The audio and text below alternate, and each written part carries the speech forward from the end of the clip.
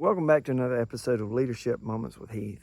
I'm here, your host Heath, to take you through another idea, another concept that maybe help take your leadership to the next level, at least to challenge you with maybe a thought that you hadn't really considered very much. We appreciate the help that y'all have been providing to get this channel up and going. We appreciate the likes and subscribes and shares and all of that, but the comments, but the shares are what matters the most as we're trying to get this up, trying to grow our audience, trying to reach more people with what we believe is helpful.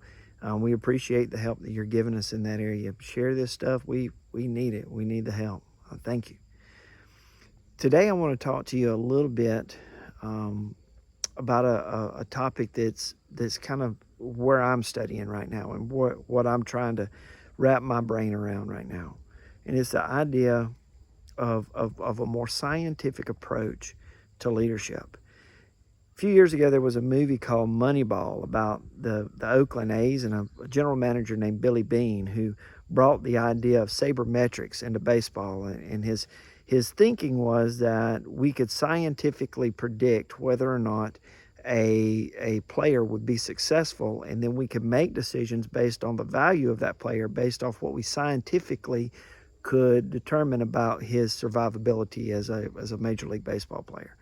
And to some extent, it might have worked. It's argumentative whether sabermetrics is actually able to predict everything, and everybody's doing some version of it now. So the effectiveness of Billy Beane's strategy is kind of wore off, and the Oakland A's have played their last game in Oakland, and kind of the closing of an era. But anyway, back to the story.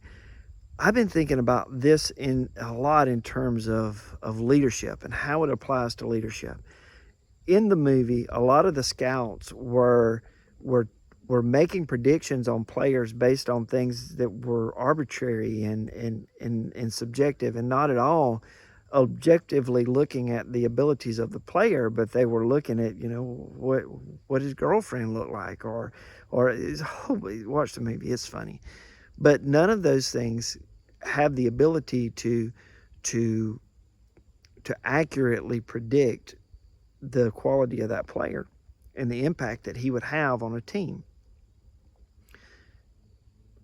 We run into the same problem in leadership, in that some of our methods and some of our tactics and some of our strategies are really tied back to just what we were brought up with, the way we were led as young leaders coming up, and the experiences that we have, and they aren't tied to whether or not the person is going to be successful and how we can help that person develop into being more successful. They're more tied to a system that requires the candidate to mold themselves into some system they don't even is never communicated to them. They don't know it, and if they're going to be successful, they're just going to have to fit what we imagine success to be, rather than as leaders taking and looking and saying, okay, this is the team that I've got. How can I help this team be more successful? One of the areas in which we are finding that leadership, or our leaders need to take a more scientific approach to leadership, is in the area of brain chemistry. A lot is being done on brain chemistry and how it works right now, but honestly, we don't fully understand it. So some of this is theoretical, some of it's not. But one of those things that is proven, it's a law, it's not a theory, is Hebb's law. And what Hebb's law says, simply put, is that neurons that fire together wire together. And what that means is, if you are getting a good brain chemistry response, like dopamine or serotonin, from a bad experience, then your brain will wire that up to say, okay, we need more of this. That's why people struggle so often with depression, is because one of the reasons is that depression, focusing on oneself and the negative self-talk and all that, can have positive brain chemistry things going on. You get a dopamine hit the more you think about you. I heard it said when I first started sales, a person's favorite word in the English language is their own name. The more we think about ourselves, the more of that we get. We need serotonin, we get dopamine. It's a long story. It's just it's worth digging into. But we need to consider what we as leaders, I mean, Hebb's Law has a couple of applications for us. Number one, it applies to what we're saying to ourselves. How are we talking to ourselves? The negative self-talk and things like that can really handicap us because they become addictive to us. And we can do the same thing with positive self-talk. We just have to change the way we talk to ourselves and the way we think about ourselves, because honestly, people can say a lot of things about us and we may or may not believe it, but what we say, we believe, because we wouldn't lie to us, would we? Nah. So we believe what we tell ourselves. And if we tell ourselves that we suck, that we're bad, that we're not any good, that nothing's going to go right, that we're a failure, we believe that stuff.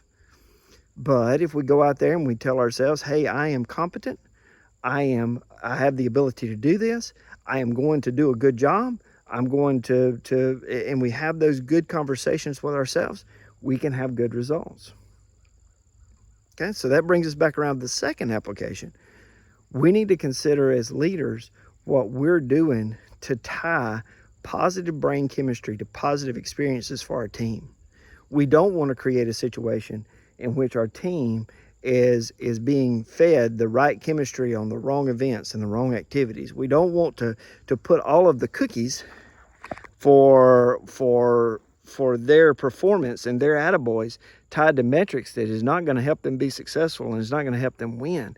We want to leverage the reward system and the things it does inside a human brain. We want to leverage that to our advantage, but we want to be sure that we're doing it in a way that is actually rewarding the things that are going to help them win and help us win, rather than rewarding them for things that are just checking a box and ticking a list and making us all feel good, but don't actually move the ball forward. How do we define winning? And we need to have a definition of that, and we need to be able to explain that. So just some thoughts for you to go through. How are you speaking to yourself? What incentives do you have in place for your team? How are those incentives moving your team toward where you want them to be, or actually preventing them from ever getting to where it is that you want them to be? Hebb's Law, neurons that fire together, wire together.